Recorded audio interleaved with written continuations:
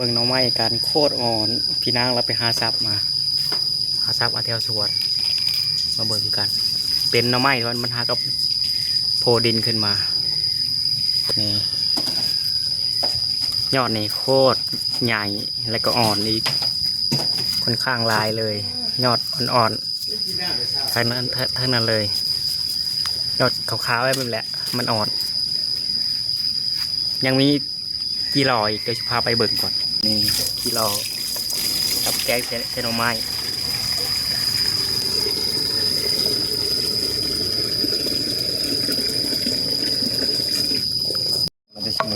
มาเบิ่งง่ายตามเขาเบิ่งเอาคือบ่ใส่มักพริกแห้งเป็นบ่มากบ่บางพริกแห้งตามแห้งน้ำแดงนี่คือพริกแห้งคือบ่ใส่ปนกันพริกแห้งกับพริกมันบ่เผ็ดนะบ่เผ็ดเอามาใส่ไปจากของนู้นเผ็ดแหละเป็นอย่างดีเนี่ยเดี๋ยวพริกก็มาใส่เพิ่มก่อนเอามาพริกแห้งแล้วพริกแห้งตัวนี้นี่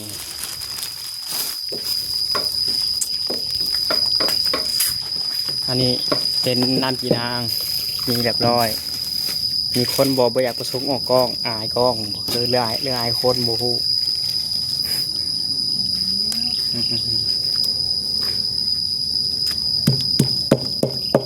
มันเองว่าชีต้มจังไม้ต้มไว้เรียบร้อยเป็นอะไรตอนมันใหญ่กันไปปลาตู้เย็นทุกทีวิ่งกันเลยยังเจียวปลากินไป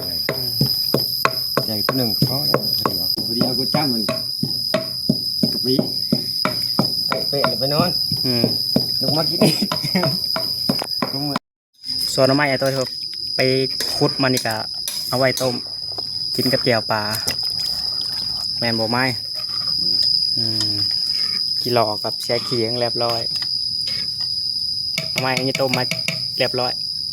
ผู้แกงเขาแบกออกกล้องก็เลยแบกกล้าถ่าย งามโพดก็เลยบุกล้าออกใส่ข้าวเบื่อลงไปแต่ชาดามาใส่เพิ่มบ่ล้างข้าวเบื่อจากโคกล่างขี้โคกแล้วยังแซ่บพูดเอาขี้ดินลงไปนำมึงคือข้าวเบื่อมันคือว่า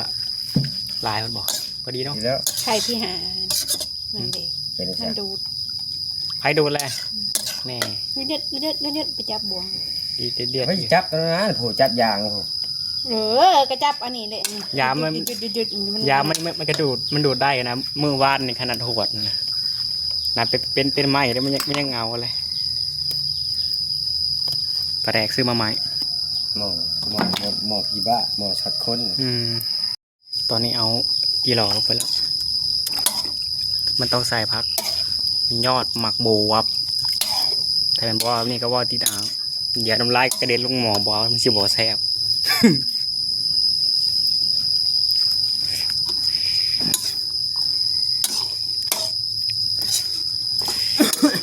เนี่ยเก็บมาเลยครับนั่น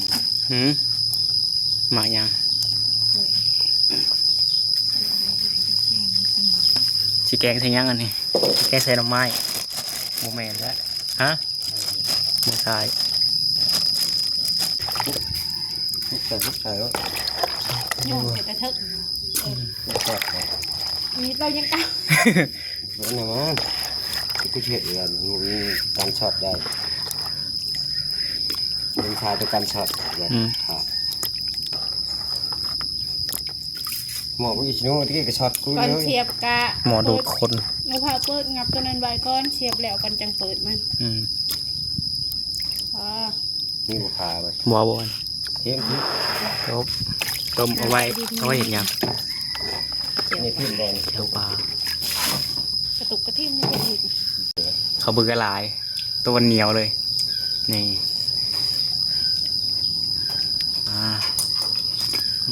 ยังไม่เอาตีลงแซ่บนี่ให้จัดการเลยเป็นได้รสชาติโอมีกูดอยู่เนาะแซ่บอยู่ จะคอยกินข้าวก่อนเอาไปพบกันใหม่วิดีโอหน้าอย่าลืมกดไลค์กดอันซับสไครต์กันช่วงนี้แหละ ยายกของ